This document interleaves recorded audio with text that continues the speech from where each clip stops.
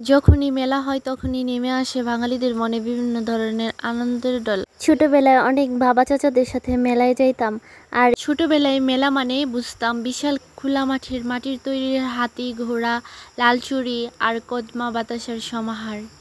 সেই ছবিটি মনের মধ্যে গেঁথে আছে আজও। তাই আজও মেলায় গিয়ে ছোটবেলার সেই অনুভূতিগুলো খুঁজে পাওয়ার চেষ্টা করি নিয়মিত। কে কে এখনো পর্যন্ত বাণিজ্য মেলায় আসে নাই কমেন্ট করে যাবেন ওরা, আর কে কে এসেছেন সবাই কমেন্ট করে যাবেন। দেখেন বাণিজ্য মেলায় কত সুন্দর সুন্দর চুড়ি। আমাদের কাপাসিয়াতে এই প্রথমই বাণিজ্য মেলা, খুব ভালো লাগতেছে মেলায় এসে আজ।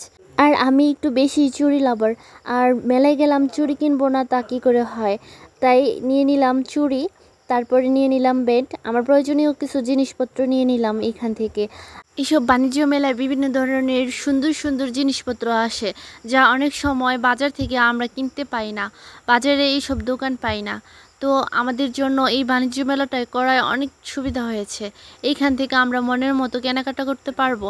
আপনারা যারা যারা আসতে চান, এখনও আসেননি, চলে আসেন বাণিজ্য মেলায়। আর দেখেন এই যে দেখেন এগুলো হচ্ছে 60 টাকা করে বিক্রি হচ্ছে।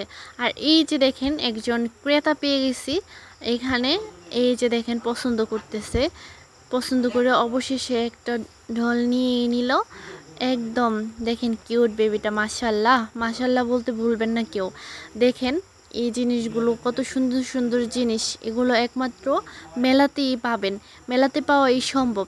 তো আমরা যারা যারা এখনও আসেনি ওরা হচ্ছে জলদি করে চলে আসবো। আর আজকের ভিডিওটি আপনাদের সাথে শেয়ার করেছি, কেমন লেগেছে অবশ্যই জানাবেন কমেন্টের মাধ্যমে।